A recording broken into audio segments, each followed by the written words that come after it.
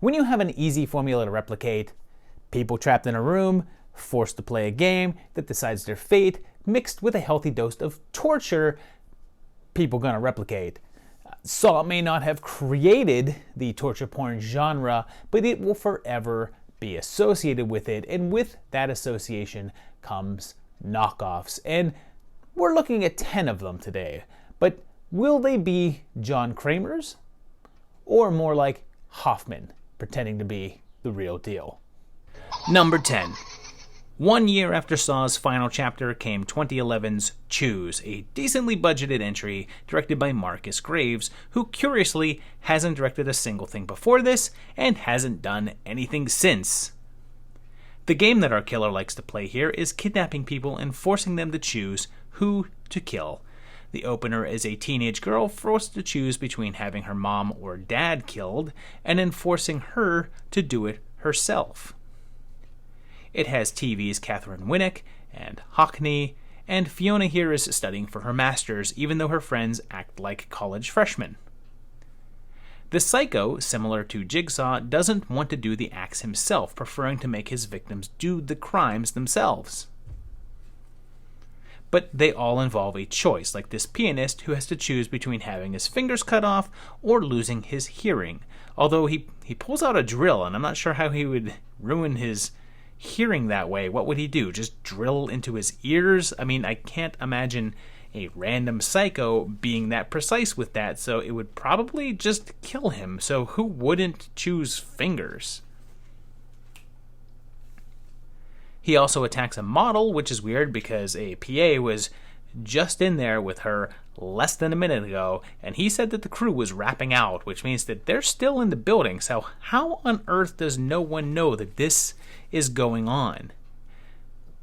There's an appearance by Moles, which is a reference that I hope that at least one person gets, and Fiona teams up with her dad to track down the killer, crossing paths with creepy Carl, who I guess did something called choice therapy and has tapes where he asks kids in psychiatric care if they'd snap a dog's neck for $10,000 and ultimately say that they can either snap the dog's neck right now or stay locked up there for another 10 years. And one kid kills the dog, and everyone is surprised by this? The killer matches Kramer's skills with being able to rig up things and time them all perfectly, and it's not terrible, but it is one of those movies that only happens because everyone is really stupid and goes off to places alone that they shouldn't. Like, if a madman tells you to go somewhere and come alone, why would you really go alone? It all boils down to a pretty anticlimactic and needlessly depressing finale with an attempt at a Saw-like twist in the last 10 seconds, I guess, that just doesn't work. Like, at all. Number 9. Another 2011 entry came around with Vile, and let's take a look at the poster, and yep, Saw ripoff right here. This one was directed by Tyler Sheridan, who does a lot of different things, including acting in Veronica Mars and Sons of Anarchy, but he's also a writer, having lofty credits like Sicario and Wind River with Hawkeye and Scarlet Witch. But this was his directorial debut, even if he disavows it. He says that a friend raised $20,000 to make a movie and asked him to help him direct it, and his friend thought calling him the director would be a way to thank him? I'm going to assume that that friend is Eric J. Beck, who is listed as producer, writer, and also plays the lead Nick here, and he and his friends get kidnapped and locked in a house with 12 other people. Via video, they're told that they have 22 hours to collect chemicals from their brains via devices on their neck, and to do so, they have to inflict pain on each other, and yes, that's the premise of a movie. Someone invented a device to extract dopamine and serotonin from people's brains, and also the ability to surgically attach them with very little side effects or recovery time, and also the will to create a lockdown house to kidnap people and put them there in order to get the chemicals, because that's clearly the easiest way to do that. Did I mention that the devices also kill you if you remove them? So they start torturing, including Spicoli here. And, a character mentions early on that the chemicals that they're looking for are all produced during sex, and everyone dismisses that suggestion as gross, and then proceed to pull each other's fingernails off. Like, several of these people are couples. You're telling me that they don't even want to give it a try? Of course, things escalate as they try to get that meter to 100%, and yeah, I know that this genre is called torture porn, and that's exactly what this one is, and it really does feel like an alternate version of Saw 2 in a way. The ending of this one throws out some pretty needless twists that make very little sense, and I would normally say that it ruins the film, but it's pretty ruined on its own other way. Not a fan of this one. Number 8. 2007 gave us an entry with the curiously titled W Delta Z, also known as the Killing Gene, which the poster describes as a mixture of Saw and Seven. It features triangles Melissa George and Eric Selvig, and we have victims with things carved into them, not jigsaw pieces here, but the title of the movie. It also has an early role for Bane, and an Oscar-nominated fish lover, and there's a series of killings, and this one follows the police a lot more, and there's actually not a ton of focus on the killing games, which brings up the Seven comparison. They find their suspect pretty early on with Thoros, but he's not the killer, and the game here is that the people are forced to make a choice of killing your loved ones or being tortured and then killed yourself. Of course, revelations occur, and the whole thing is a revenge plot from Liz Sherman, and up until this point, it's been more Seven than Saw, but then we get to this stuff, and look at this. This is all Saw, right here. This is probably the most highbrow entry on this list. It's definitely the best cast list, and it's definitely well made, but I'll admit that it's a little dull with very little new things to say, and it does get pretty torture-y at the end as it barrels straight down to its bleak finale. Number 7. In 2009, the movie 9 Dead was released, and oh look, they used human body parts to spell out the number on the poster. Now, where have we seen that before? Daniel Baldwin is here, in case you forgot that Daniel Baldwin existed, and he's gone. Side note, why is everything in these movies lit by fluorescent lighting? Everything has that stale, greenish color, always, in all of them. Sabrina's here too, and we end up with 9 people, all kidnapped by a masked stranger, and then claims that they're all connected. He says they have to figure out their connections to each other, and he will return to the room every 10 minutes to kill one of them. So he does, and oddly, before he kills someone, he whispers why they're there in their ears, and none of them just blurt out what he said so that the others would know what's up. Outside of the setup and overall feel, it doesn't totally rip off Saw. The killings are all just gunshots with no torture really involved. But here's the thing. You've got your whole movie set in one room with a limited amount of characters, and they're handcuffed to pipes. A Saw comparison is inevitable. And if you're going to use this formula, you're going to have a damn compelling story and some well-crafted characters, and most importantly, strong performances. And although it's interesting enough to keep your attention, and it's fine and all, but it's lacking all 3 of the things that I talked about. And wait a minute, wasn't Daniel Baldwin in this? Did they really bring him on board just for a 10-second cameo in the beginning? I half expected them to reveal him to be the killer because of this, but no, instead it has some other kind of really dumb twists that make very little sense and ends extremely unsatisfyingly. Number 6. This next one, inspired by true stories shared via social networks? Doubt. It's Panic Button from 2011, and the poster calls it Catfish Meets Saw, so it knows what it is. It was directed by Chris Crow, who, according to IMDb, is best known for The Lighthouse, a movie about 2 lighthouse keepers stranded for months in the middle of a freak storm driven to madness by isolation. And it's from 2016? And doesn't have Willem Dafoe in it? Anyway, though, this movie is about 4 people from London who win a contest from a social network and get a free trip to New York on a private jet. They're then put through a series of challenges, at first relatively harmless, although embarrassing, but soon the information gets more and more personal, and when they try to reach the outside world, they're treated to live footage of their friends being tortured and killed. They've even kidnapped family members, and I forgot to mention that they're spoken to through an animated alligator head instead of a creepy puppet. Things obviously escalate and people start to get killed off as the game gets more intense, and it's fine. It suffers from the same thing that a lot of these do, with the characters and storyline not really being engaging enough to sit with them in a confined space for an hour and a half. But it's pretty harmless as far as these movies go. It's a bit more mean-spirited than usual, even if it's less graphic, with an ending that is guaranteed to make you shrug your shoulders in an unenthusiastic manner. Number 5.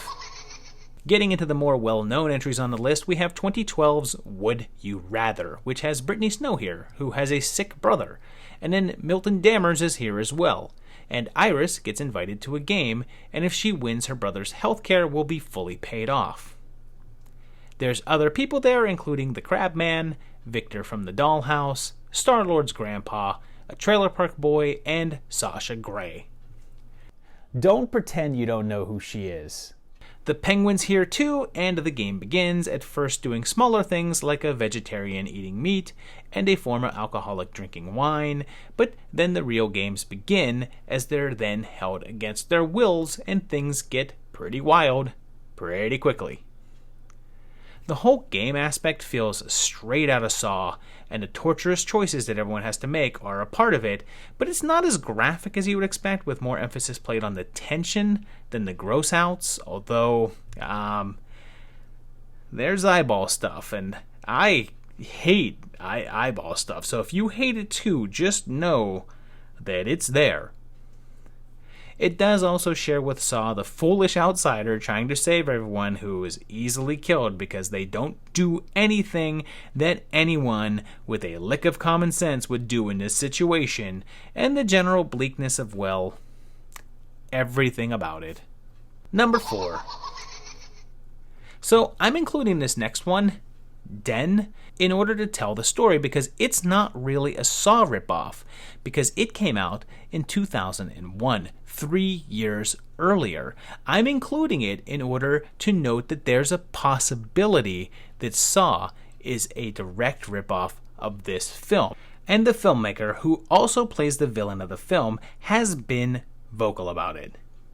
It's the story of Den here, who kidnaps 4 people and brings them to an abandoned theater, chains them to a wall, and forces them to play a series of games. It's extremely low budget, with multiple production errors in the finished product, like repeated lines of dialogue and varying levels of sound quality. It's a bit like watching a long student film as the games start to escalate, with performances that span from pretty good to pretty, not good. Like Saw, our characters have secrets that they're hiding and are secretly tied to each other as they reveal themselves.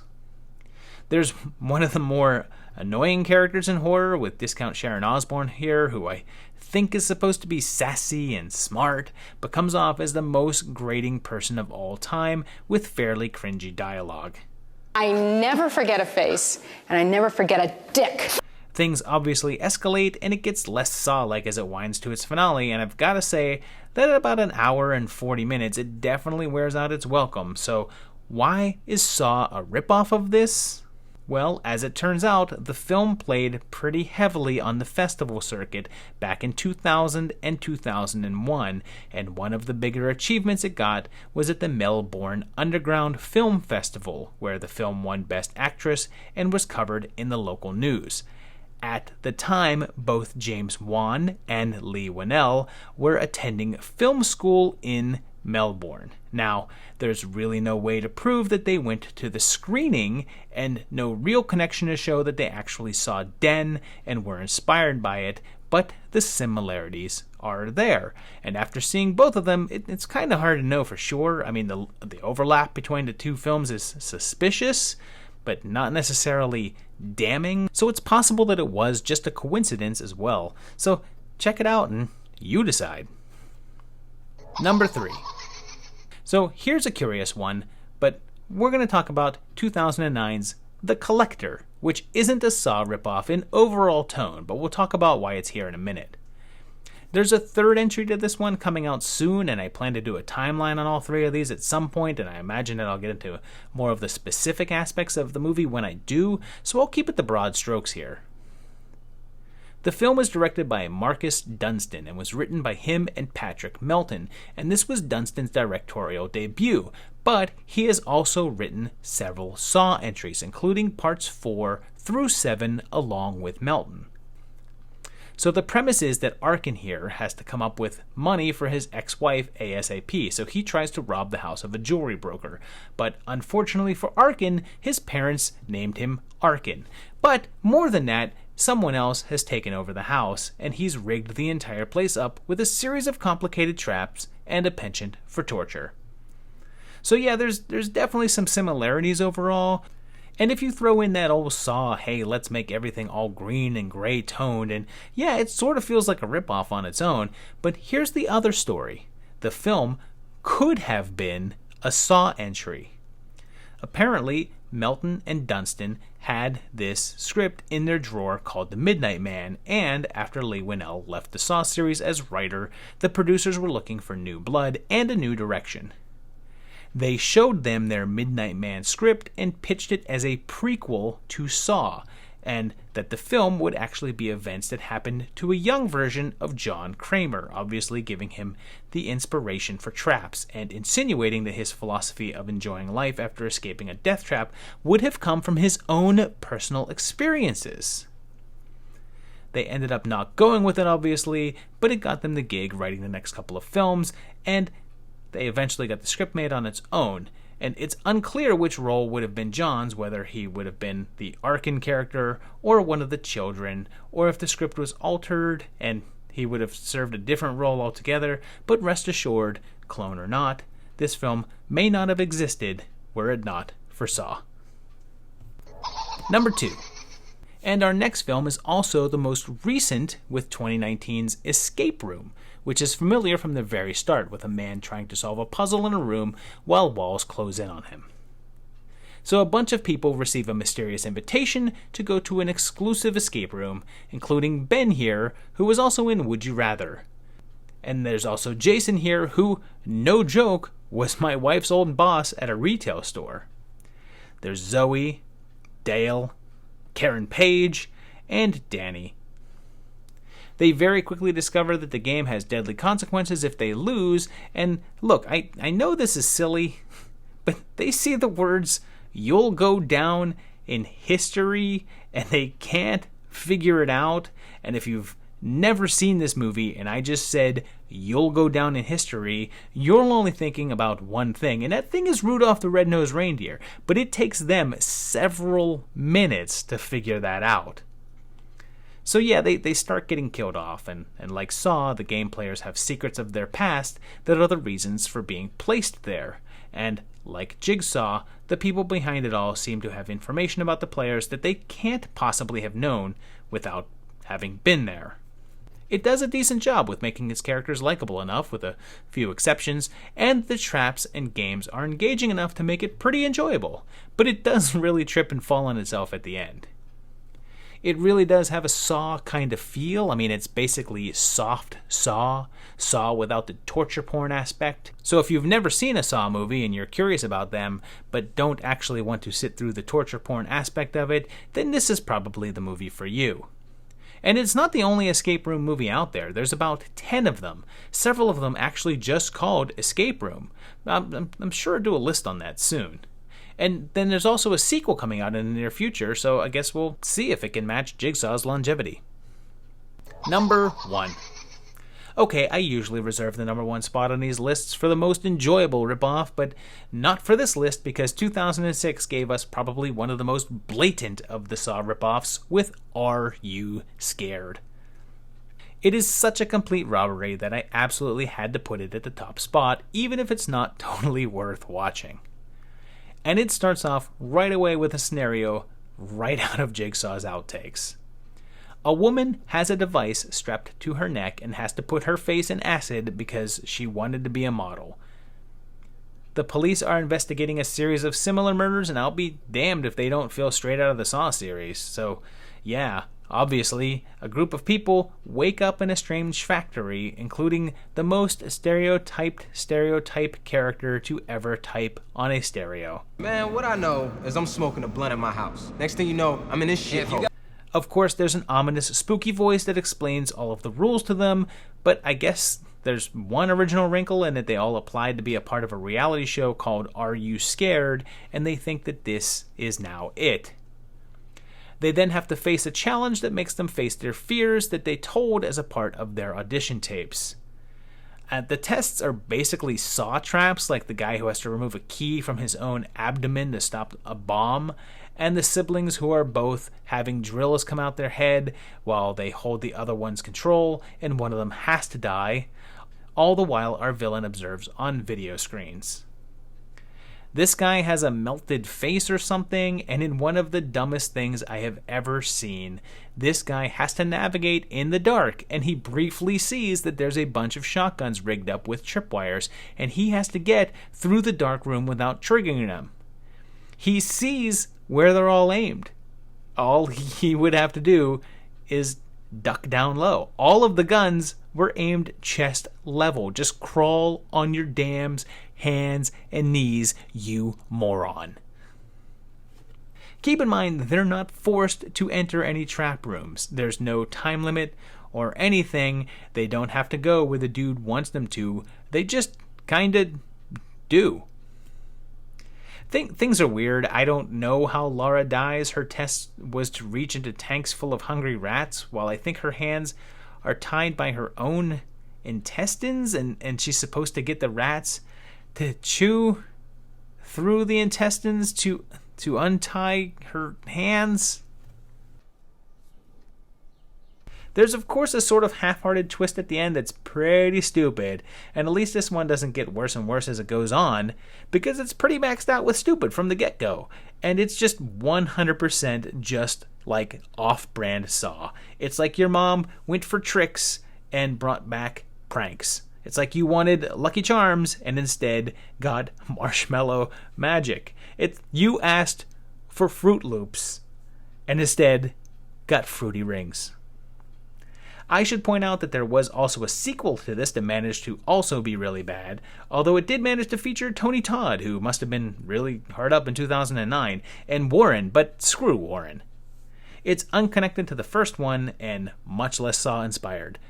So there you have it. It is 10 knockoffs of the Saw movies. And, usually on these knockoff lists, there's a handful that I really enjoy and have fun with, but not so much here. I mean, there wasn't any that were unwatchably bad. There was some others I would probably never watch again, but there's very few on this list that I would choose to watch again, although some of them were entertaining. I think Escape Room was pretty fun. I got a kick out of that one. The Collector was well done. Not terrible movies. Some of them were so bad it's enjoyable, kind of silly, like Are You Scared, which was just so goofy you had to laugh at it. But yeah, not my favorite list, and let me know if you disagree with that. Put it down in the comments and say, hey, I enjoyed this one or whatever. But yeah, not my favorite knockoff list. Hopefully the next knockoff list will be a little bit more entertaining. Let me know what you thought down below. Hit the like button, hit the subscribe button. Check out my Patreon page, patreon.com/movietimelines, like these guys over here have done and helped support the channel, which you can too. You can go help support the channel. I would like that. I think it'd be very nice of you. Go help get more videos made. But in the meantime, just keep watching them. And I will see you very shortly for another great one. Thank you very much. Bye-bye.